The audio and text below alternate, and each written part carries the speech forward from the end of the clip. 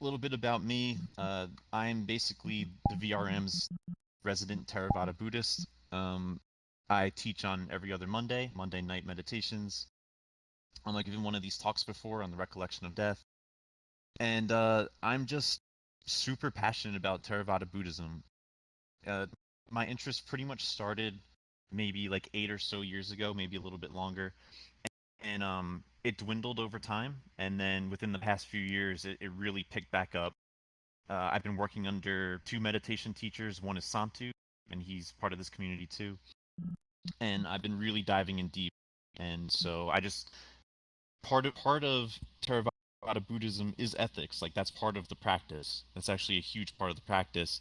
And it made such an impact on me as a person that I just felt the need to share with others who are like-minded and who would be interested in this. So that's pretty much the context for this presentation in general. All right, so that being said, go to the first slide. Okay, introduction. So, as I could speak for myself here as well.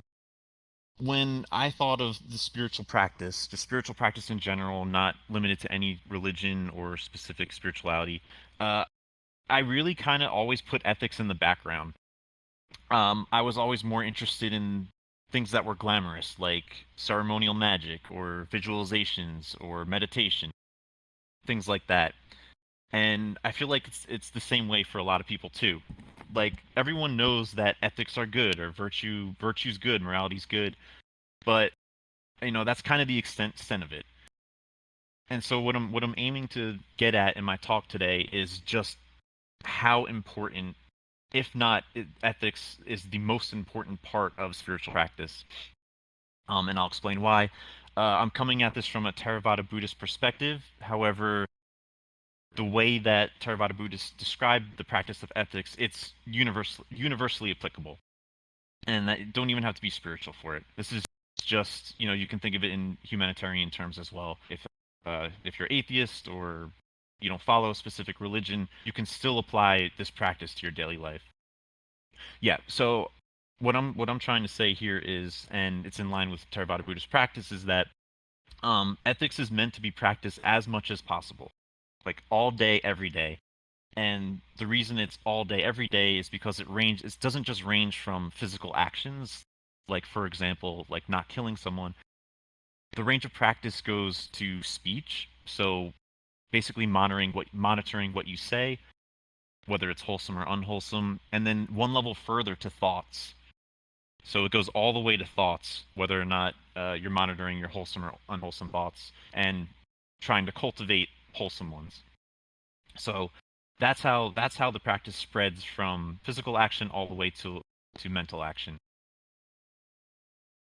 Okay, so also one thing I want to get into is the difference between ethics from like a Theravada Buddhist perspective versus like Abrahamic religions, like such as Christianity, Islam, and Judaism. How the morality is different between the two, like East versus West. And I'm speaking of like the exoteric parts of the Western religions, the ones that are more mainstream, that the culture is more familiar with. I'm not talking about the esoteric versions.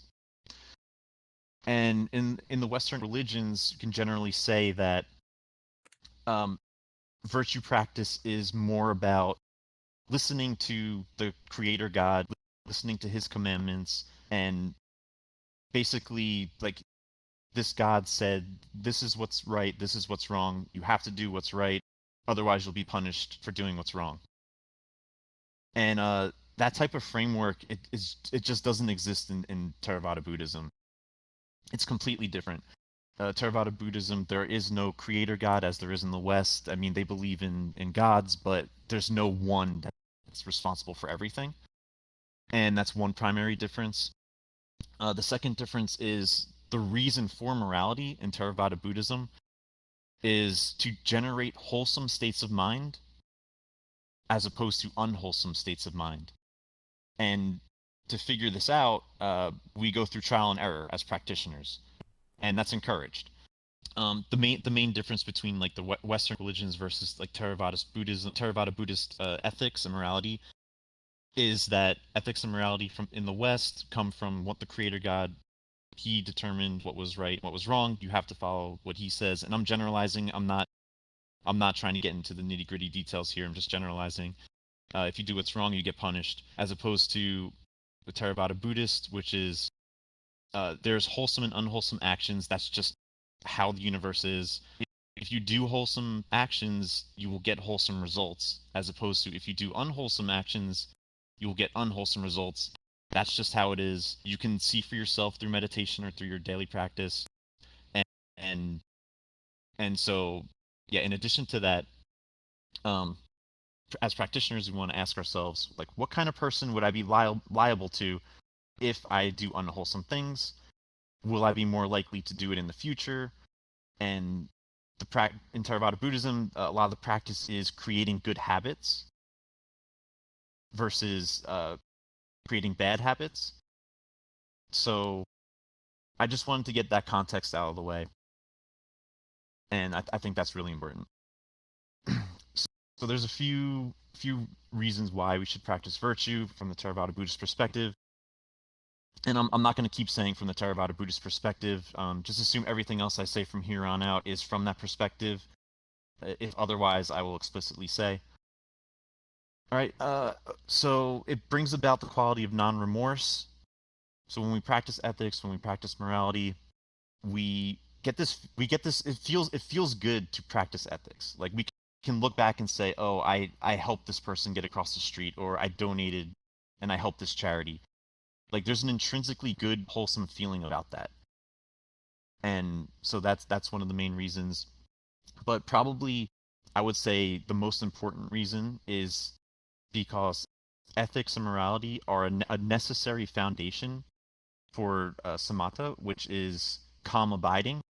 So if you can just imagine a very clear mind state, very mindful, and your mind's basically unmoved. Like if you think of like a deep meditation, like super clear, super mindful, that's pretty much what samatha is. And so ethics is a necessary foundation for that, and also for the following understanding and wisdom and the insights that come out of meditation and virtue practice. So yeah, that is a necessary foundation. I really want to make that explicit because in Theravada Buddhism, you are required to have this foundation of ethics to get to the further states of concentration and insight. And I can explain briefly why that is, and I'll get to it a little bit later too. It's because when we have wholesome states of mind, it's more conducive to concentration, and it's more conducive to the resulting insights that come out of concentration. So if you can just think, actually, I'll save this till later because I'm going to get into it later. But that's the general short summary. Also, purpose for practicing virtue. It helps in surmounting states of loss, which a lot of this terminology I took straight out of the suttas, which is the Pali Canon or the Theravada Buddhist sacred texts, you can say. Not really sacred, but they're texts. Aids in surmounting states of loss, which just means it makes it easier to deal with losing, I don't know, physical possessions or losing things that you hold dear to you. Also, avoidance of extremes, encouragement of the middle way, which is another main reason for practicing virtue.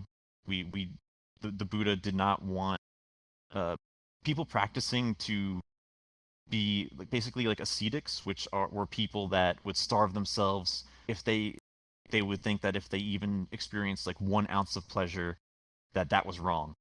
So that's like one extreme. The other extreme is kind of what we have in modern society, just being saturated with distractions and social media and not being mindful at all. And so the Buddha encouraged the middle way, and ethics, virtue, and morality encourages getting to the middle way. It helps you stay in the middle and not go to each extreme. Also, abandoning of the defilements and the purification thereof. Defilements is just unwholesome states. There's a few main ones like hatred, greed, and delusion. But ethics helps get rid of those. prevention of transgressions, pretty self-explanatory, and also produces wholesome joy, which one can use as motivation, and that's kind of what I said in the beginning, brings about the quality of non-remorse. It's okay. It's okay to experience wholesome joy. Like that's perfectly fine in Buddhism. In fact, wholesome joy is needed to. It really helps get into concentrated states and keep you like straight on the path of the spiritual path. And okay, so morality enhances three qualities in particular, which are volition, willpower, abstinence, and restraint. And I think that's all I want to say for this. Yep, that's all I want to say for purpose. Okay, so then there's also some benefits for lay followers. And by lay followers, what's meant is just non-monks and non-nuns. So basically all of us. I don't think any of us here are monks or nuns. And the benefits are, so you could think of this as more superficial. Like if you were trying to, I don't know, convince someone who's not spiritual, like someone you know that's not spiritual or not interested, why should you practice virtue and ethics? That's what this following section's more for. So it encourages profitable habits, virtue and diligence.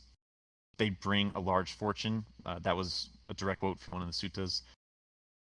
So by being virtuous, diligent, it aids in getting like money, and you're able to walk into any sort of public or private social situation without fear or hesitation.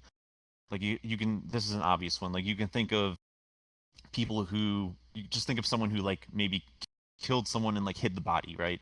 When they walk into town, they're going to experience guilt, shame. They're going to be paranoid.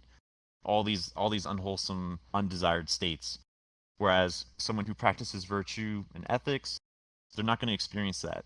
They're going to experience wholesome joy because they know that they're doing the right thing or they're trying to do the right thing. Yeah, as I said before, virtue is a foundation for the path and requirement for nibbana, and nibbana is the Pali word for nirvana, and nirvana is the Buddhist enlightenment. There's a few other benefits for householders. Encourages good reputation. That's self-explanatory. One dies without confusion. So if you have these wholesome states of mind, when you die, uh, you're not going to have the unwholesome states of shame, guilt, all these other things clouding your mind. And there's one other that I need to mention. That's rebirth into a heavenly world. And the Buddhist framework, ontological framework of existence, is they believe that there's many different universes, many different dimensions, and that extends both vertical and horizontal. They believe there's all different kinds of beings, and these beings live in these dimensions and universes, ranging from hell worlds all the way to heavenly worlds. However, none of that is permanent in their view. It's all temporary, and we're all subject to rebirth until you hit nirvana. Okay. So I will move to the next slide. For the kammapatha. Okay, so the kammapatha, it's the Buddhist 10 unwholesome and wholesome courses of action. And before I go into all 10 of these, I just want to say a few words, give a little bit of context about the kammapatha. In Theravada Buddhism, there exists a law of morality that's built into our experience, like other natural laws. And I really hesitated about using the word law because it's not necessarily a law. It's just how things are. And so the law of morality consists of two main parts, which are cause and effect, which is karma or kamma in Pali, and wholesome versus unwholesome qualities. So that's just how the universe is, or the universes are. There was no one person who decided all this. There was no reason for all this. It's just how it is. Cause and effect, and there's wholesome and unwholesome qualities in these universes. So karma or kamma means action. It's cause and effect, but not it's partially cause and effect like how we understand in the West, like in science, like physics, but it's more so cause and effect, like unwholesomeness will produce unwholesome effects at some point in the future. And we can use the example that I gave before, like if someone murders a person in the future, uh they will experience shame, regret, guilt, fear, anxiety. Like those will ripen into existence at some point. And that's just a really basic example. And then on the flip side, we can say wholesome causes will ripen into experiences of wholesome effects. And like I said before, like giving to charity, that will ripen into joy in the future, or like a feeling of goodness that you've done something good. And so that's what the main that's what karma is, like at its core. One other thing, that what determines karma, it's not the action itself, it's the volition or the intention behind these actions. And actions can be divided into physical actions, speech, and mental action or thought. So intention is the determinant. So, like for example, if you're walking down the street and you accidentally step on a bug and kill it, the in the Theravada Buddhist view, that was not unwholesome because you didn't mean to. You had no intention of killing that bug. It was just an accident. Versus preparing, preparing to kill a bug. Like you see a bug and you think to yourself, I'm gonna step on it, I'm gonna kill it. That is unwholesome. Okay, so now I want to get into the kammapatha itself. So there's three divisions. In the body division, there's destroying and taking life. So the unwholesome part is destroying or taking life. The wholesome part of that is being compassionate and kind. Unwholesome side. So I'm going to do the unwholesome side first, and then the wholesome side. So stealing versus respecting the property of others. Sexual misconduct versus staying loyal, not sexually abusing, and not crossing any sexual lines. And also for monks and nuns, this would be celibacy. So any break of celibacy would be unwholesome in that context. For the division of speech, we notice that there's 4 divisions here. The other 2 have 3 divisions. For speech, false speech and lying versus speaking the truth. There's divisive and malicious speech versus speaking only words that are conducive to harmony. Offensive speech versus speaking only words that are polite and pleasant to hear. Senseless speech, or more commonly gossip, versus speaking words that are only true, useful, reasonable, and appropriate to the situation. And so for the last division, which is mind, there's covetousness and greed, and that's versus giving and sacrifice. There's malice, anger, and hate versus goodwill, good intentions, loving kindness, which is metta in Pali, and compassion, which is karuna in Pali. And lastly, there's wrong view versus understanding cause and effect, kamma, having a good, thorough grasp of the truth of life, the world, consciousness, not self. I'm going to get into right view a little bit later. So that is the kammapatha, and this is kind of like a framework for virtuous actions. Right. Next up, go to the next slide. So now I'm gonna dig in a little bit more into like the actual practice itself of virtue with meritorious action.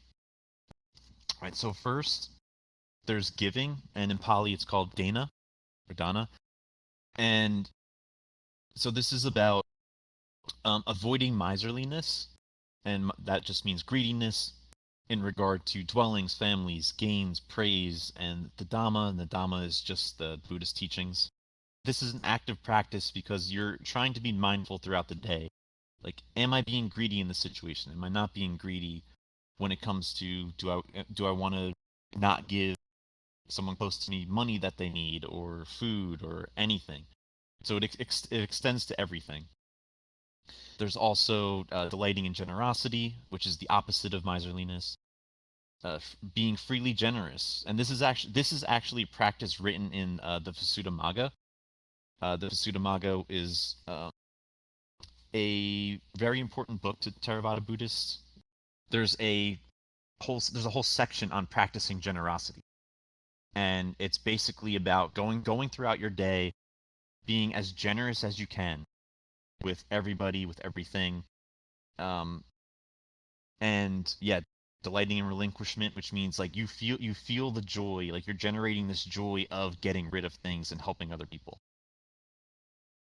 There is a few different wholesome ways of giving, and you can give out of faith, which is trusting. You're basically just trusting that the wholesome effect of joy will ripen in the future, because of what you did, because of what you gave to someone, and that's kind of like the lowest level. You can give respectfully, uh, at the right time, with a generous heart, without denigrating yourself or others. And yeah, in the Theravada Buddhist canon, they like to list out things like this. So I felt it was necessary to put in. So we can go to virtuous behavior next. And so this is pretty much like part of the core of the practice of virtue, moral introspection. And so what we're talking about here is the three different kinds of actions: bodily, speech, and mind, based on the kammapatha that we just went over. And we should be reflecting all the time, like after we do an action, we reflect on whether it was wholesome or not, what we can learn in the future. Reflecting on actions that we haven't performed yet, that we're thinking about performing in the future, whether they're wholesome or unwholesome. And and actions in the present moment, like if we're in a heated discussion with someone, we should be as mindful as we can, reflecting on, is what I'm about to say wholesome or unwholesome, and either going through with the action or not going through with the action. And the Buddhist canon really goes into detail about this. And yeah, as I have on the slide, uh, so part of this reflection: will my action cause pain or suffering in myself or others? Will this action lead to unwholesome results? And if so, you do not do the action, no matter what. And if it will not cause pain or suffering in yourself and others, will lead to wholesome results, you do the action. And that's the practice. And you can do this all day, every day. Like there's no break. Like there's no time out of life. And that's one of the reasons why I think this is so important. And yeah, and as I just said, so we do this with presently occurring actions, past actions, and actions in the future we resolve not to repeat. Yeah, and just by abstaining from unwholesome actions, you can also think, as like part of your motivation, that you're giving an innumerable amount of beings and yourself freedom from fear, enmity, and affliction by not going through with unwholesome actions. The most obvious example is murder. That's why I use that so much, because it's really obvious. By not murdering, you're obviously causing people, the object and the people around that object, freedom from fear, envy, and affliction. Okay, so we can move on to mental cultivation. And this is the two kinds of thoughts, and they are thoughts of sensual desire, ill will, and harming, which is these are unwholesome thoughts. There's thoughts of renunciation, benevolence, and harmlessness, and those are clearly wholesome thoughts. And the core teaching here is uh, generation of habits. So when we follow through with an action, or in this case a thought, because now we're dealing with the mental realm, when we follow through with a thought, we are enforcing a habit, or we're allowing a habit to continue. So if we have a habit of thinking the worst things, or if we have a habit of self-criticizing, criticizing ourselves, and these are unwholesome ones. We have a habit of or on the flip side, if we have a habit of thinking positively, we're further reinforcing these habits, and thoughts become speech, thoughts become actions. And so we're dealing with the root here. So as I have in the slide, whatever one frequently thinks and ponders upon, that will become the inclination of their mind. So, a lot of the Buddhist practice is breaking these unwholesome habits and creating new wholesome habits. Mind habits, body habits, speech habits. Next up, I have the Brahma Viharas, which I just wanted to touch upon since we're dealing in the mental realm. Brahma Viharas, in Pali, that means divine abodes. There's 4 of them, and they're mental states, and these 4 mental states are, as the Buddha instructs, to be cultivated anytime. The first one is metta, which means unconditional friendliness or non-ill will. The second one is karuna, which means compassion, and compassion in the sense of if we see someone suffering, like we feel bad, but in the sense of we see that this suffering is painful and we want to help them. Like that type of compassion.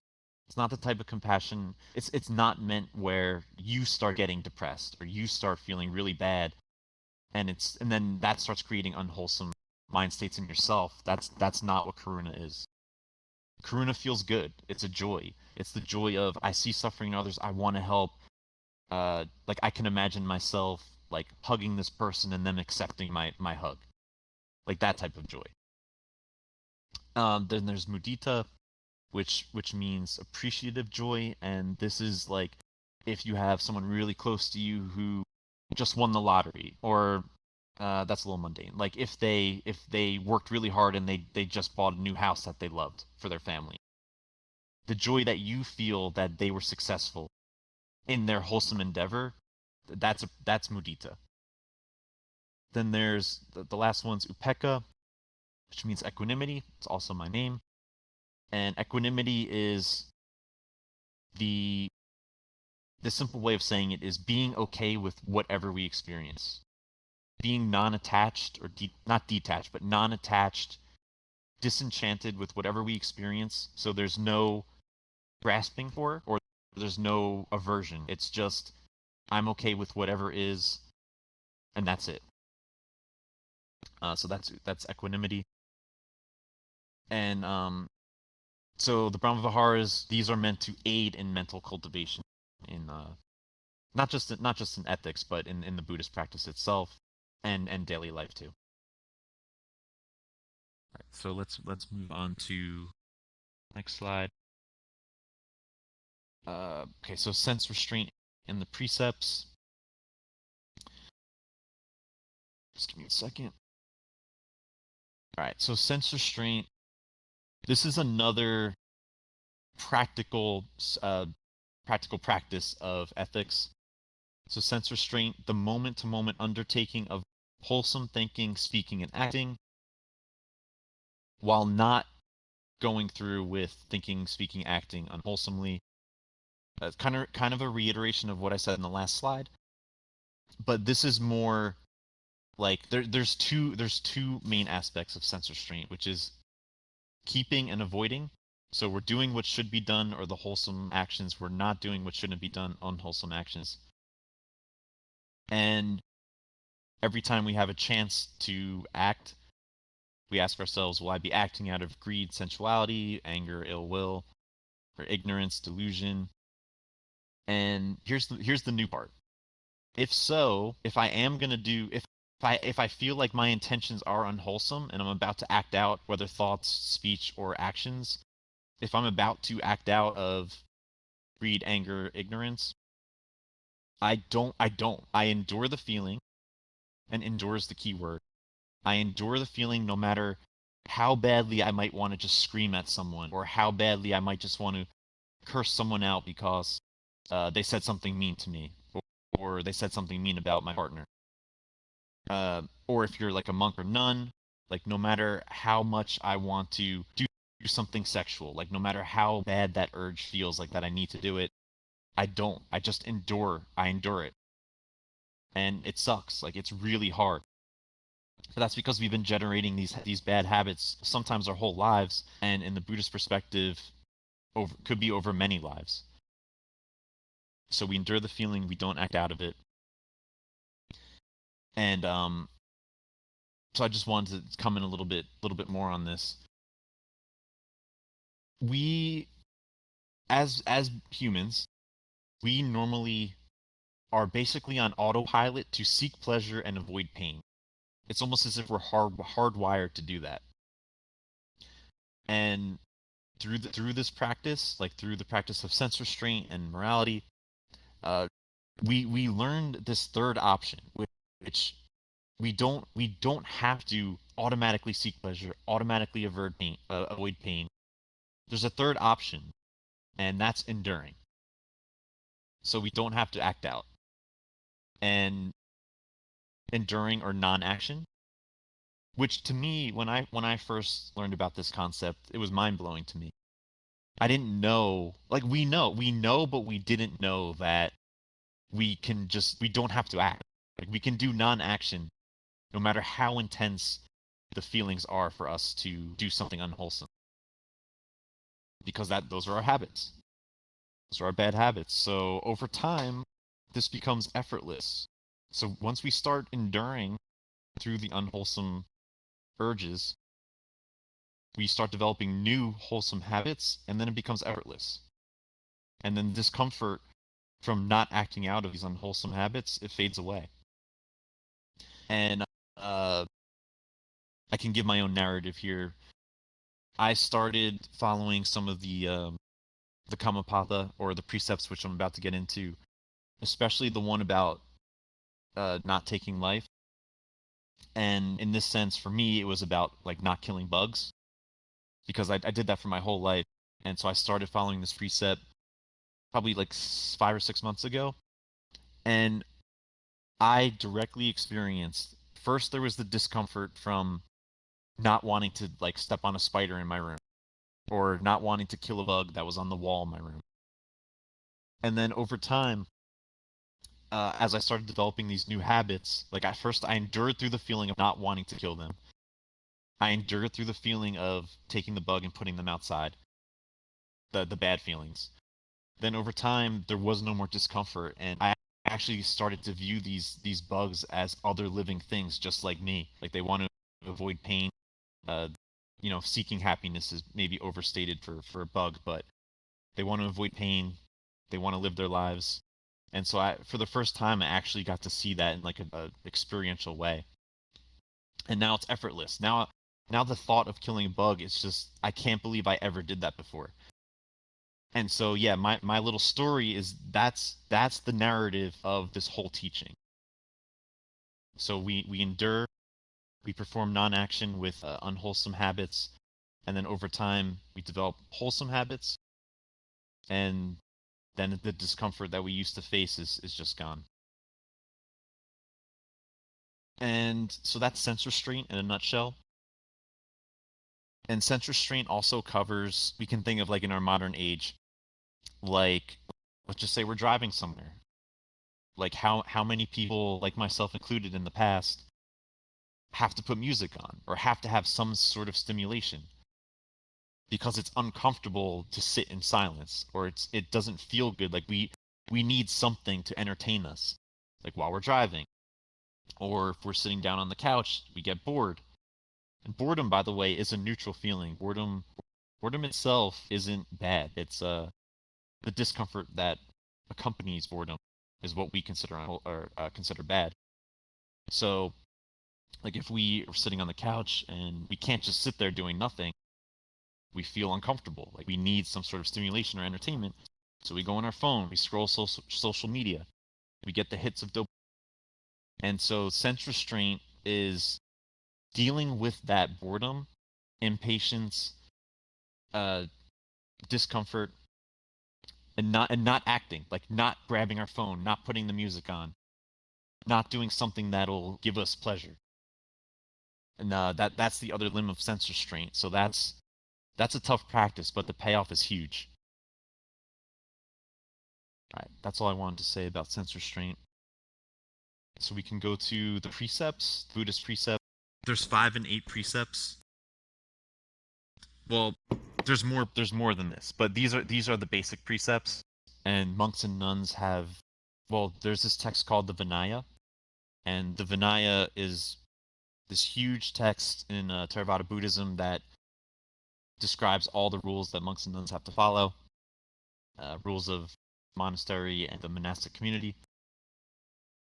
And so the 5 and 8 precepts are just a little subset of that, but they cover like, the core tenets for lay people like ourselves. And the 5 precepts are I undertake to observe the rule of abstinence from taking life, which is not killing any living being, no matter what. And this can become a complex topic, but no matter what, you will not take a life. It doesn't matter if it's a bug, a criminal. It doesn't matter if you're in war. You will not take a life, no matter what.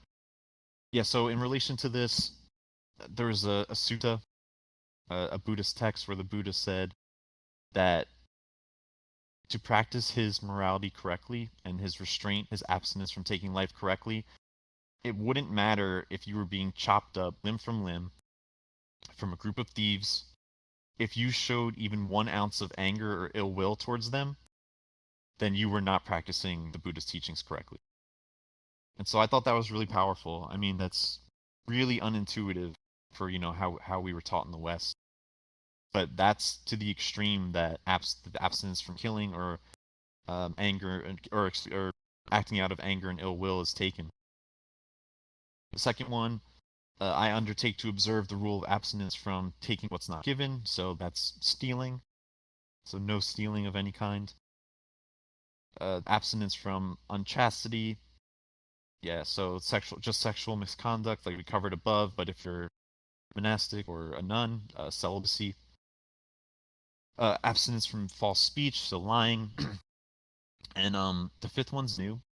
Abstinence from intoxicants which cause a careless frame of mind.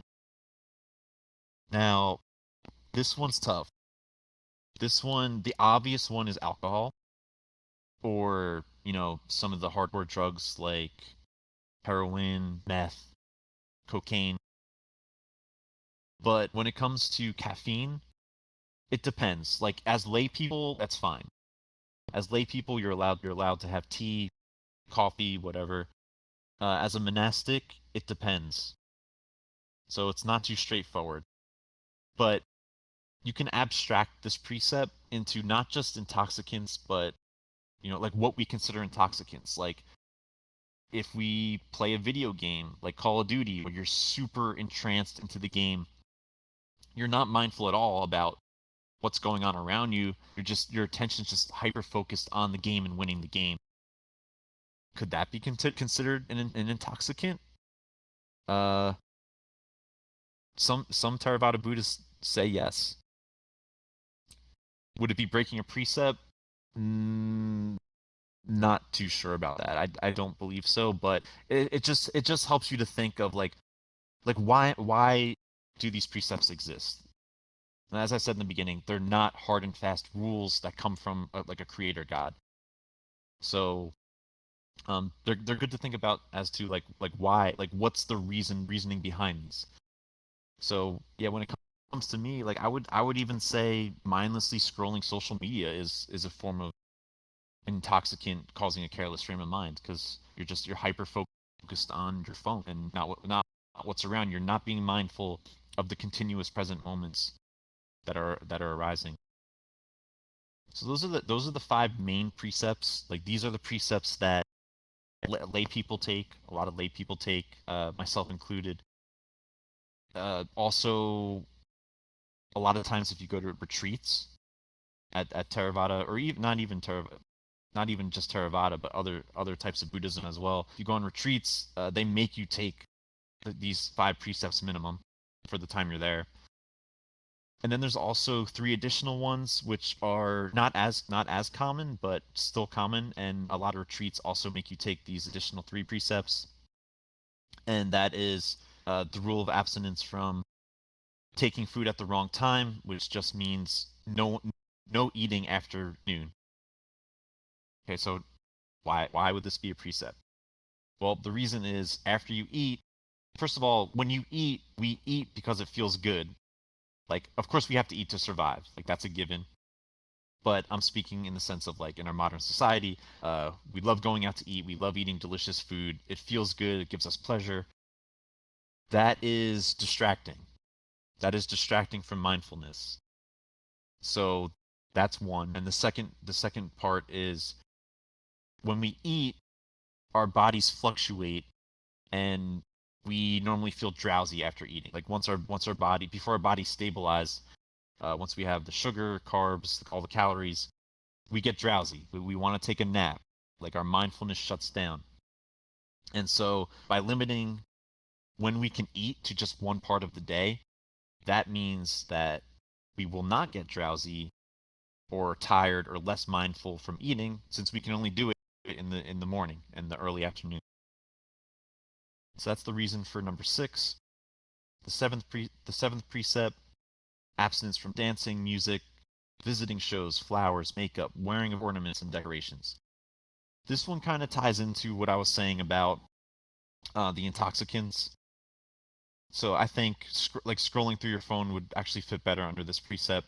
Playing video games would fit under this precept. And why is that? Well, everything listed here and everything I said, it involves this pleasure and a reduction of mindfulness. And pleasure's not bad in and of itself, but it's the pleasure that, all right, I'm gonna say the sentence. It's a little bit complicated, but pleasure is unwholesome when it reduces our mindfulness and we assume a self, because in Buddhism, they teach not self, as opposed to like more what we're used to in the West is that we have a permanent soul that it like exists, like whether inside or outside of our body. We have a permanent soul. When we die, some religions say will have this permanent soul forever. In Buddhism, it's they don't teach that. They teach not self. I don't really want to get in too much into this, but so going back to pleasure, when there's unwholesome pleasure, that means we're reifying the self, which in Buddhism they teach not self, and we're using that self to get an external object or to squeeze pleasure out of an external object. So that whole flow is the reason why there's a 7th precept. So that whole flow is unwholesome. But that's not to say pleasure is bad in and of itself. An easy example would be like what I mentioned before with like metta or loving kindness or compassion. Like those are mind states where you're not reifying yourself to get this pleasure. It's a side effect of a wholesome state of mind. And also like in deep states of meditation when you're super concentrated, you're you do experience this wholesome joy. And so that you're not seeking out that joy directly. It's a side effect of being mindful and concentrated. So that's considered wholesome. And so I just wanted to untangle that a little bit. I know it's got a little more complicated than I intended, but so that's the point of the 7th precept. You're just trying to limit yourself from getting caught in these distractions that make you unmindful, that make you do these unwholesome actions or give you or encourage unwholesome thoughts or speech. And so by limiting dancing, music, social media, all this other stuff, you're setting yourself up to succeed. Number 8, abstinence from a tall, high sleeping place. And the point of this precept is to lessen the attachment we have to sleep. You know, for a lot of people, sleeping feels good. We get to shut off from the world. It feels good to lay down in like these nice, comfortable blankets, comforter, and a nice pillow. We get to shut off from the world. We go into just random thoughts, random subconscious thoughts for dreams. And so that attachment to the pleasure associated with sleep is meant to be cut with this precept, or at least helped. So yeah, the eighth precept, that's normal for retreats or for monks and nuns, but not too much for lay people. As long as you get the general idea of, not to be attached to uh, everything I just said about the whole sleeping process, then that's good. Okay, so now go on to the next slide. This is my last slide. This is more extra credit, right view. And the reason I wanted to talk about right view, and which is right understanding, is because right view ties everything together. Not just morality, but it ties together concentration, meditation, insights, wisdom. It's all based on having a right view. And if you look at the picture in the upper right corner, which I need to describe so everyone understands the context of right view and right understanding. In Buddhism, there's something called Noble Eightfold Path, and these are different factors which all work together and contribute to reaching enlightenment. So these are all necessary to reach enlightenment, higher states of consciousness, insights, wisdom, everything. So there's three main divisions. There's the division of wisdom, which is right understanding and right thought. Just give me a second. There's the division of ethical conduct, right speech, right action, right livelihood. I'm not going to get into all these. I just wanted to just lay out the groundwork of what the Noble Eightfold Path consists of. Division of mental discipline, which is right effort, right mindfulness, and right concentration. And so what we're focused on today is the first one, which is right understanding or right view. And like I said before, this is a foundation for everything else pretty much. Like all these limbs of the Eightfold Path work together, and you kind of develop them all simultaneously. However, right understanding is a little bit different. It's a little bit of the exception where you need to have this in place for everything else to grow and develop together as a whole. All right. So there's two different parts to right view. There's the mundane part and the supramundane part, and that just means mundane is just more. It just means like the gross part, while supramundane means the more subtle part. So for mundane right view, the first one, there is bearing of what is given, sacrificed, offered. And I'm going to read the second one too because they're closely related. There is fruit and result of good and bad actions. So these two mundane right views are all about karma and kamma, which just means that there's cause and effect. Uh, your causes or your wholesome and unwholesome actions will have results. They will come to fruition. And that's just how the universe is. And it's the same thing for the first one. It's the same exact thing. The third one is there's this world and the other world. And just as a side note, these are direct quotes from the suttas or the texts. So I'm going to need to do some explaining. There's this world and the other world. That just means, as part of having right view, you understand that there's more than one dimension. There's all these other multi dimensions, both vertically and horizontally. Uh, and that's it. And yeah. So for the next one, there's mother and father, which is like kind of like code word for cause and effect.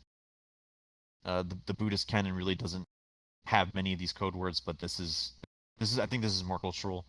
Mother and father, cause and effect, karma. It's still another play on karma. Um, yeah, don't really need to explain much more of that.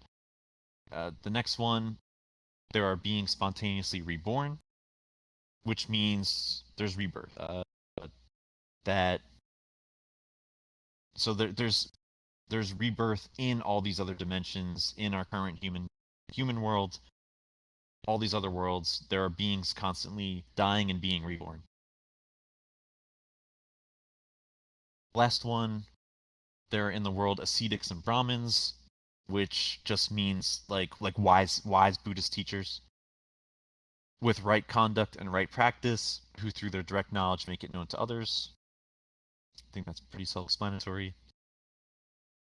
We go to the next section, the super mundane section, or the more subtle form of right view. That there's wisdom, the faculty of wisdom, and the power of wisdom. There is the investigation of states enlightenment factor. What that is after you practice meditation and you directly experience wholesome and unwholesome states, you directly experience cause and effect, you see that wholesome actions bring wholesome results and vice versa. You can be, and you directly experience this, you can be said to you experience firsthand investigation of states. And there's 7 enlightenment factors, and this is just one of them. And then lastly, the path factor, right view, in whose mind is noble, whose mind is without influxes, possesses the noble path, and is developing the noble path. There's really not too much I want to say about this one, because I just feel like it's just describing like having right view. But what I did want to talk about was the last section on this slide, ontological wrong views. So we just went over the mundane and super mundane right views that one needs to have to consider having a right view. But then on the flip side, there's ontological wrong views. And I wanted to give a little bit of a brief context that in Buddhism, Theravada Buddhism, it's the way that they see the world is through a moment-to-moment first-person experience, as opposed to like here in the West, we can use. I always like to use science as an example. We look at the world from a third-person point of view, like we have, like we're over here, and we use these tools to interact with the external world over there, and that's the framework for our understanding. Whereas in Buddhism, it's first person. So your moment to moment first person experience, that's the perspective that they take. And your first person experience includes yourself and everything in it.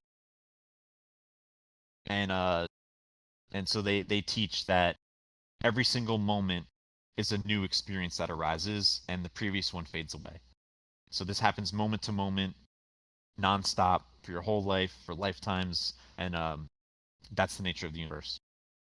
So with that in mind, ontological wrong views, moral nihilism, which is belief of annihilation at death, consequences disappear at death.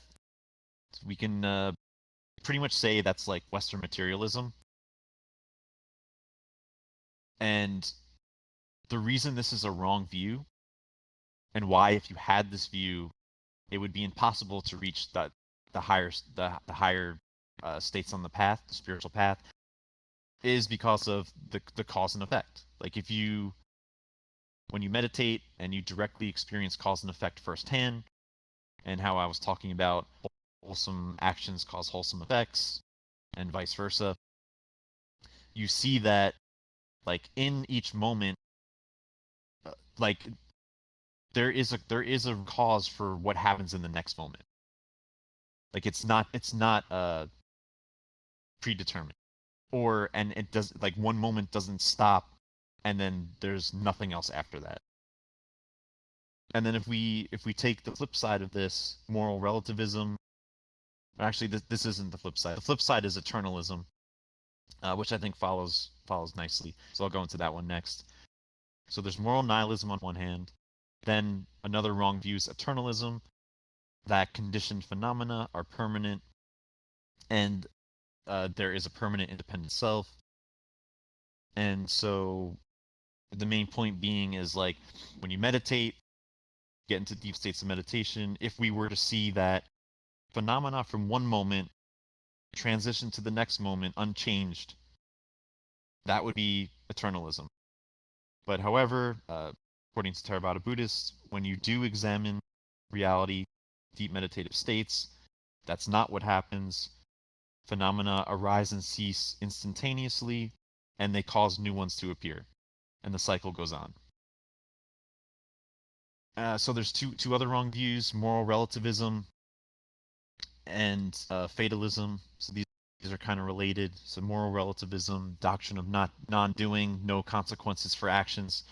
So that's basically saying if if you were to choose to, so if from moment to moment you were to do, so if you were to do a wholesome action and then an unwholesome result happened right after, that would be moral relativism, because there's no cause and effect. You did one thing knowing how the universe is, and something else happened.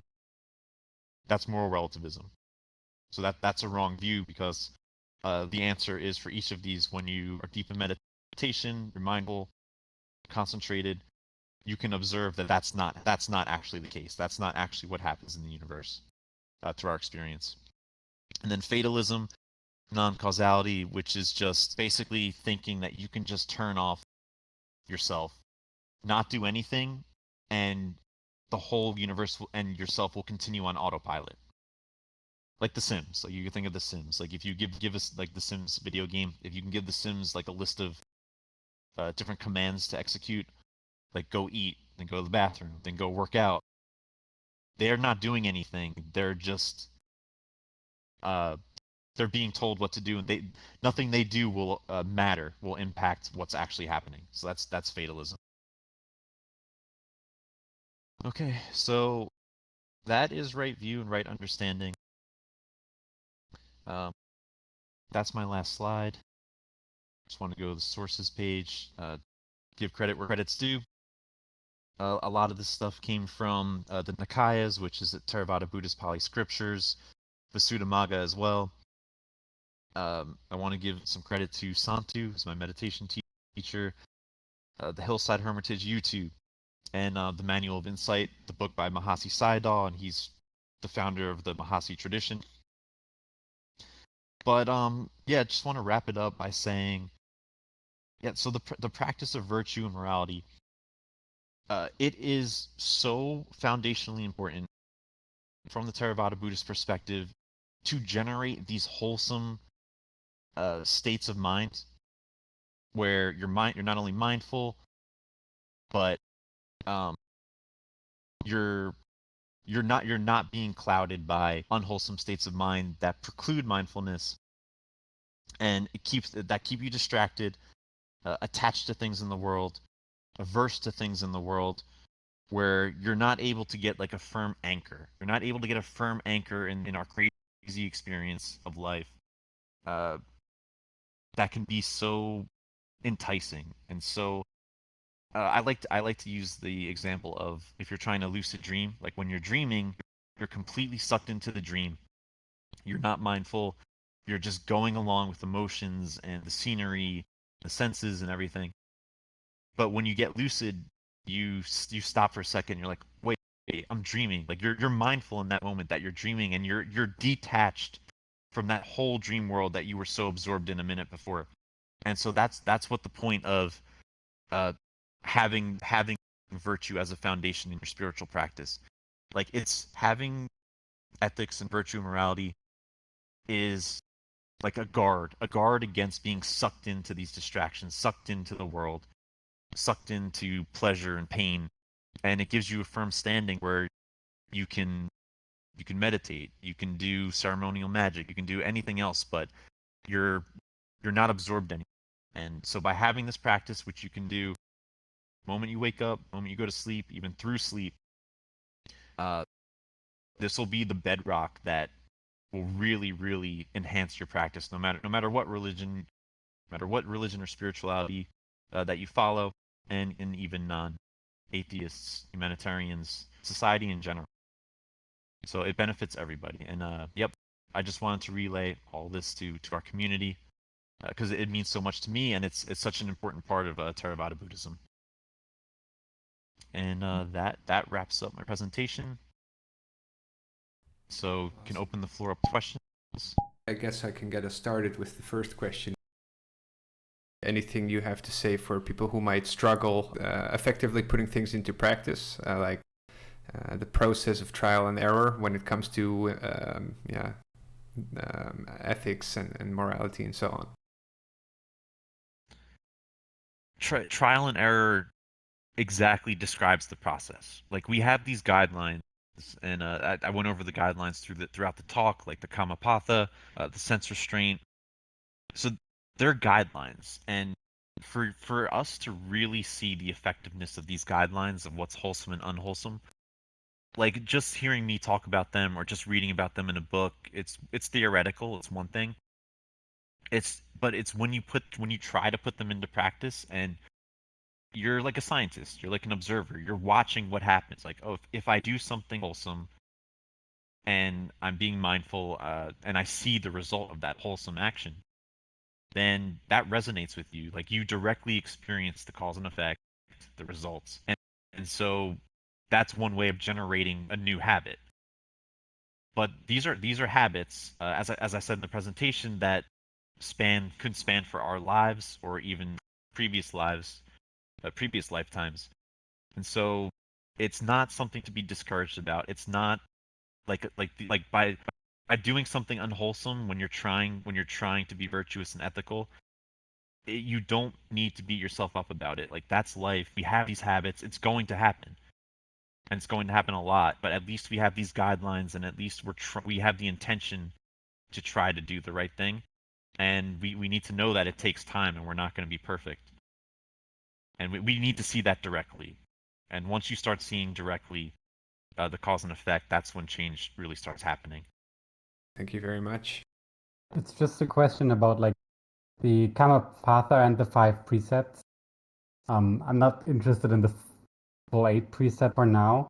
Would you say they are complicable or combinable with other philosophies without applying the whole system of Buddhism, especially because of things like the theology and the idea of rebirth and the whole non-self idea? Absolutely. They're absolutely, you can cut and paste cut and paste these precepts to whatever religion.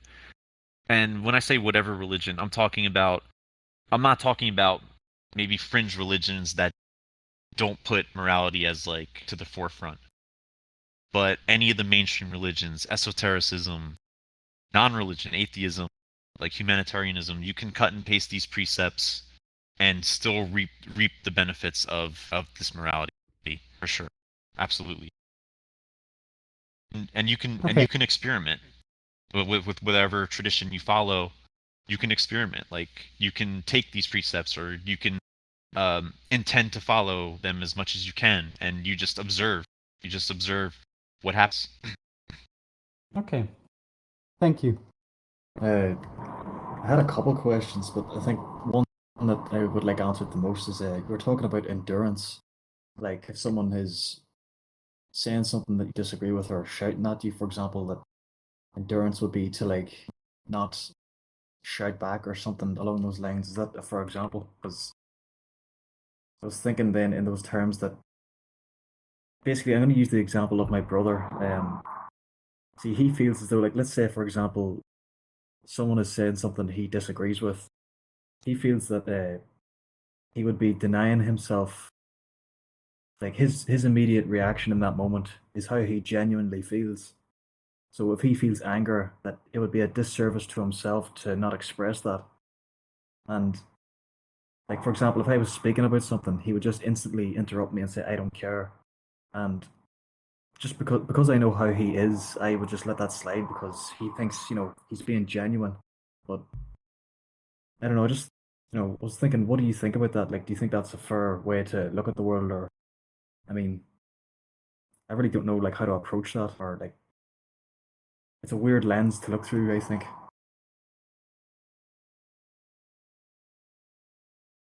I would say if you want to take into account like the Theravada Buddhist view, you can do trial and error with yourself in the situation. Like, you can act out of wholesome thoughts or speech or actions, and you can act out of unwholesome. Like, I'm saying, like, you can literally do that, and then you observe for yourself what the results are of each of those actions or speeches or thoughts. So that's one way. What Theravada Buddhists would say is that your brother, whoever this other person is acting out of unwholesome mind states. They're acting out of hatred, um, and that's unwholesome. It's causing unwholesome results, i.e., the way that maybe your relationship is with them, or other people's relationship is with them, and that in and of itself is the evidence of cause and effect. But I think that treads more into, like, yeah, that is ethics, but it also treads more into, like, more psychology, I would say. Like, there's only so much you can do in that situation. I think the Theravada Buddhists would say, like, if you were to respond in a wholesome way, like understanding, patient, expressing yourself, communicating with this person, the way that you're reacting, it's not benefiting you, it's not benefiting any of us. Like, I deserve some respect, and they still act that way, then it's completely out of your control. But otherwise, at least you did the wholesome thing. You tried, you communicated, and if it doesn't work, then the Theravada Buddhists would say you have to limit your communication with that person, because there's at that point there's nothing else you can do, nothing else that you can do that would be wholesome. At that point, it might escalate into harsh words or violence or worse. So that would be the Theravada Buddhist view.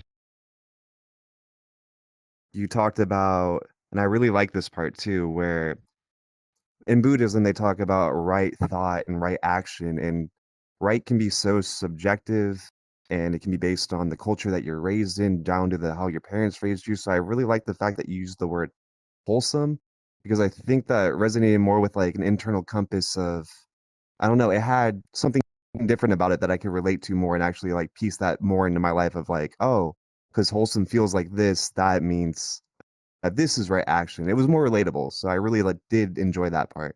Um, my question personally is, and I've gotten this a lot being a vegetarian, and yeah, I got to announce it to like the world every chance I get, right? So you are trying to save animals, and so you eat plants, well, and people tell you, well, you're killing plants and stuff like that. And you talked about death and not killing anything. How to stay alive, something has to die, and that's kind of the question that I have. Like, how does keeping yourself alive with food and just in general like that kind of fit into Buddhism in this way? Yeah, and yeah, also I really do like the words wholesome and unwholesome, because I think it really hits the nail on the head with what it's referring to.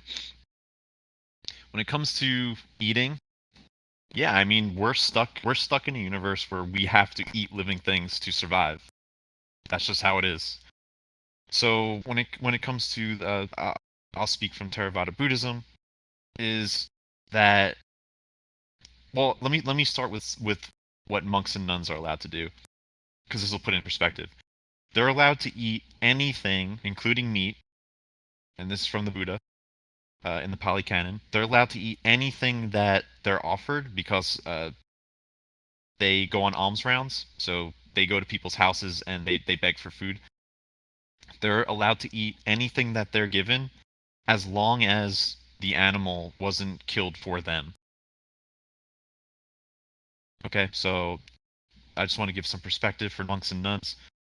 And so as lay people, it's the same thing. It's the same thing for lay people. As long as, if you want to be really strict about it, it comes down to your intention and whether or not the animal was killed specifically for you. But um, I would say intention is the most important part. Like, we all understand that we're part of this universe. We have no choice. We can't not eat a living thing and survive. Like, we have to. So as long as our intentions are good, in the sense that we want to eat to survive, and I don't know, I'm just putting an example out there. I want to eat to survive. It's not about the pleasure of the taste. it's about me surviving so I can keep practicing or I can keep doing wholesome things. So that's good intention. Some monks and nuns will not eat living plants, or they at least see that plants are living things as well, and that's my belief too. But you have to reconcile the fact that we're in the situation. There's nothing we can do about it, and fall back on the good intentions that I'm eating to survive, not for the taste, like as much as we can, and I want to survive so I can keep going down the spiritual path, reach enlightenment, teach others, and do good things. So that's what it comes down to.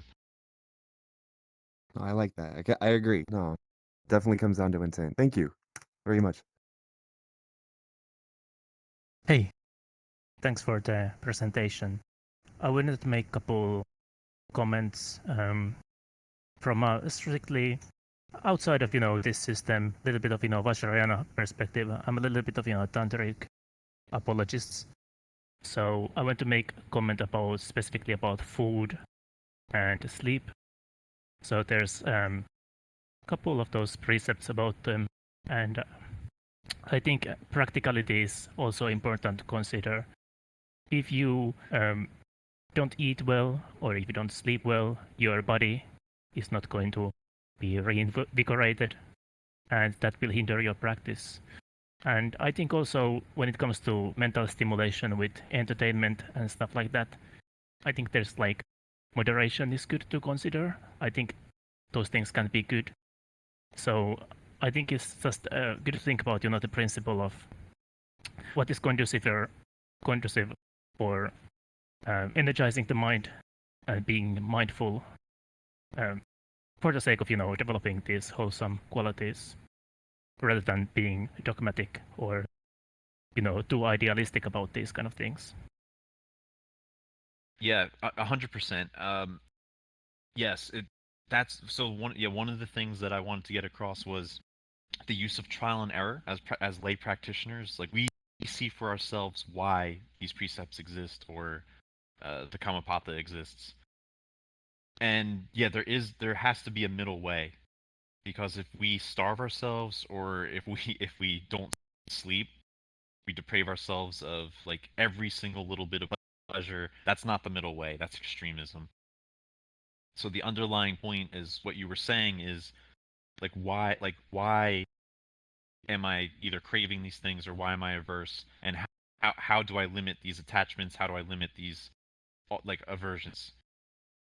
And that comes down to the why part, not just following the rules because the rules. So that's a really important distinction.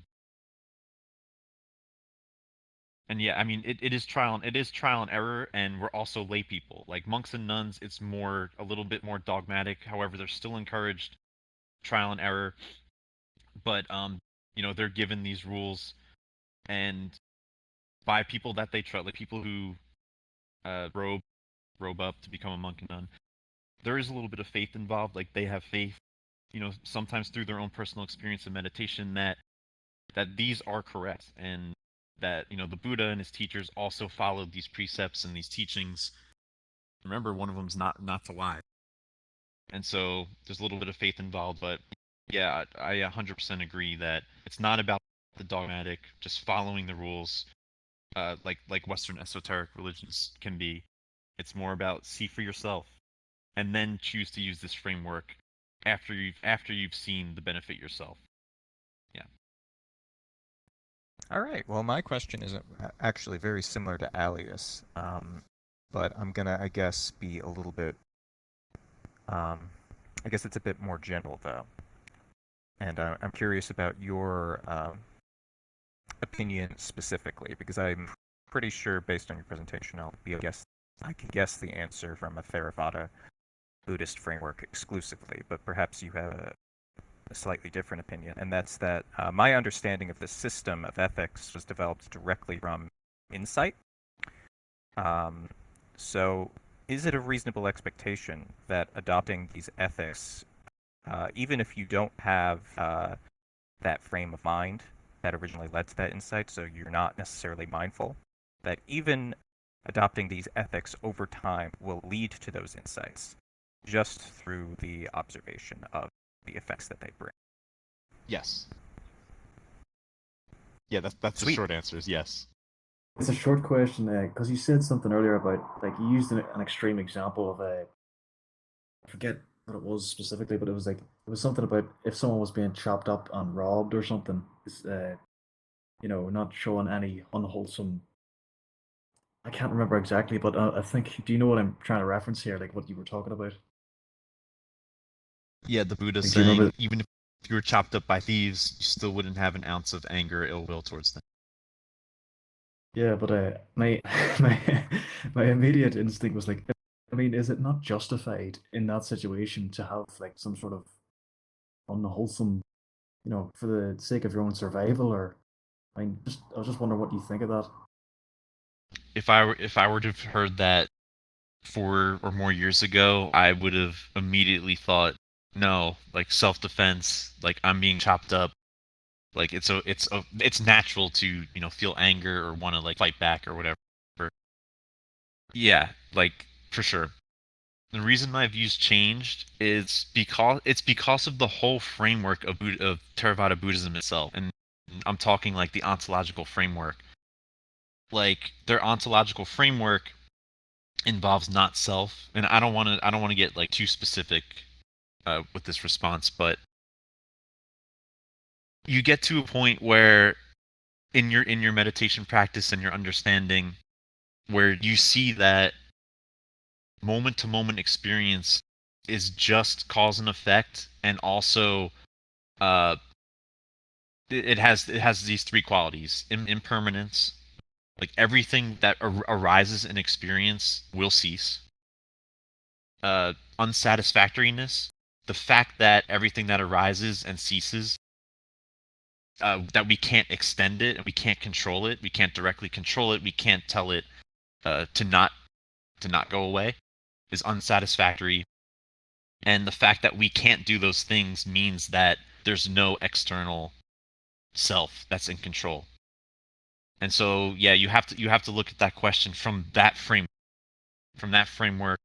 where the permanent self is an illusion. And so when we're being chopped up, we understand that framework, and we also understand everyone else is in that same framework. Like that's the cycle of existence. And so they're acting out of bad habits. So it's just a bunch of bad habits being acted out on your experience, and there's nothing to be angry at because there's no self in these people that you can be angry at. And yeah, this can get really intense, but that's my like quick summary of my response from the Theravada Buddhist view. I'll have to like meditate on that because it's counterintuitive to like your, well, at least my natural reaction. But thanks for the answer. All right. I know you mentioned intentions and that on here. This is coming from more of a Presbyterian perspective. Like, what are your full thoughts on, like, I know this is going to be generalized, but intentions, like, and stuff like that, and how they play into certain aspects of the ethics or morality. Yeah, do you mean like why intentions are the main determinant in wholesome or unwholesome? What's considered wholesome and unwholesome? Yeah.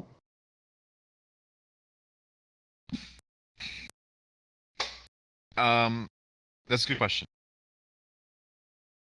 Intentions, I guess, could, and I'm gonna try to speak from a Theravada Buddhist perspective. They're the closest source of like the doorway or the gateway between what actually becomes an action. And so the influence that intention has on the potential action is the biggest. So that's just a mental state that has the most influence on whatever comes to fruition. Like by fruition, I mean action, whether that's bodily, speech, or mind or thoughts. So I think I'm just going to leave it at that. So we can summarize just by saying intention is the strongest mental state or the strongest influence on the action itself. Hello. So I've got a question about the raft parable from Alagadupana Sutta. I think it is, a Theravadan source since it is in the Pali canon. So the question is, I'm sure you're aware, but I guess I'll paraphrase it for the people who might not be aware. There's this story of like the Buddha comparing the teachings, the Dharma, to a raft, which you might use to cross from one shore to another, to like cross the river. But there is no point in carrying over that raft after you've crossed the river, because it's heavy. And well, he likens the raft to the teachings, to the Dharma. So, what's your perspective on on the importance of these moral teachings after enlightenment? Hi, Gansu. Yeah, I love that sutta, and that sutta describes, like, I think one of the biggest differences between Buddhism, Theravada Buddhism, and other religions is, like, in a lot of other major religions, like, their sacred texts are sacred texts for a reason. Like, they're divine, they're permanent, they're everlasting. Like, what they teach is word. So what the Buddha was saying in that sutta is all the Dhamma, or the teachings of the Buddha, it's all a means. And once you get to the end, like once you reach enlightenment, you can throw out all the teachings. Which is crazy, because I don't think there's any other religion that says that. Like, basically everything that we taught, you don't need it anymore. It's just used to get you to enlightenment. And so, yeah, I believe your question was like, what about morality after enlightenment, right? Yep. Yeah, that's a tough question. I'm not enlightened, but the general consensus is, and there's different sects of Theravada Buddhists as well. Different sects will have different answers, but what I believe is, like, the general consensus is, even when you're enlightened, there's certain things that you will not do. And so when you're enlightened, there's three defilements that will never arise again. That's anger, or any form of anger, any form of hatred or ill will, and any form of ignorance or delusion. And as an enlightened person, since those mind states don't arise anymore, since you have no more attachment to any conditioned phenomena that arise in your experience, so you can kind of think of it like becoming permanently lucid, like a lucid dream, but similar but different. You have no more attachment. You have equanimity towards everything you experience. You will never act. You will never kill someone. Like, you will never lie. You will never do those things. The intentions, those bad habits are completely gone. They're completely extinguished. And so those are some things you will never do. And so as an enlightened person, it's just complete. Part of the definition of being enlightened is you will not do those things. Those mind states, those causes that in the past would have made you act in a certain way, unwholesome way, they don't arise anymore. It's impossible. And that's part of the definition. So still, what's wholesome is, this is where it gets a little complicated. Like, what's wholesome is still wholesome. What's unwholesome is still unwholesome. However, those are concepts to ultimate reality and, like, the enlightened mind. But I think the practical answer to your question is, the mind states that in the past would arise that would cause you to do certain unwholesome things don't arise anymore.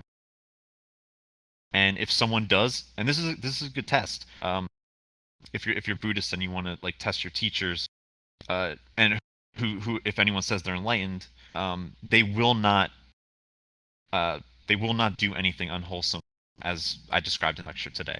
The kammapatha, the precepts, they will not. Those mind states will not arise that'll make them do those things. So that's part of the definition of being enlightened in Arhat.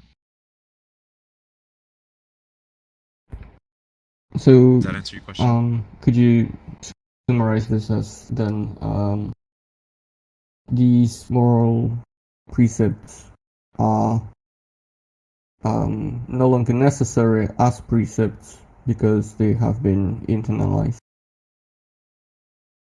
Yes. All right. Yeah, it Thank you. becomes, yeah, they become like a precept. In the beginning was something that you promised to follow because you're still unenlightened. You still have these mind states that arise that would make you do unwholesome things, would make you become less mindful. But once you become enlightened and you've extinguished the causes that would bring you into these unwholesome actions, they're no longer needed because it's become, yeah, as you said, internalized. It's become your habits. It's just become who you are.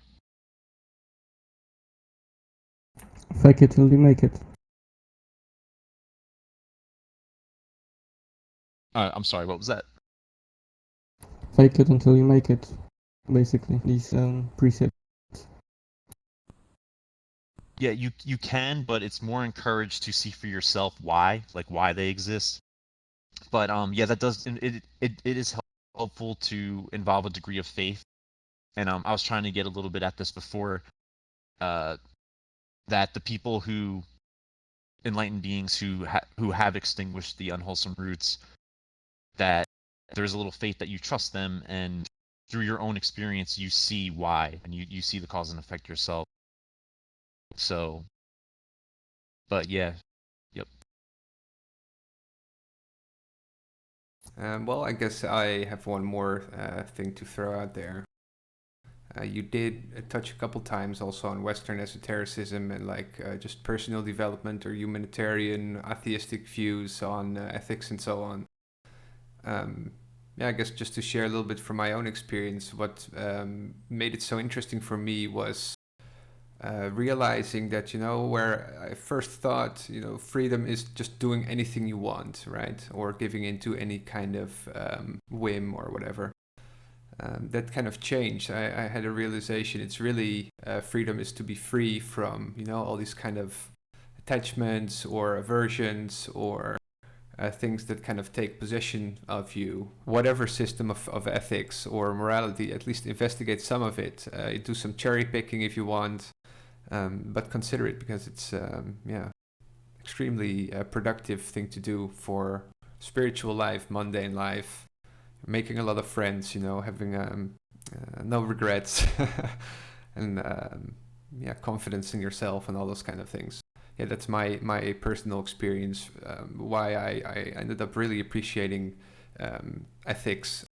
I have one last question, or maybe asking for a small definition again.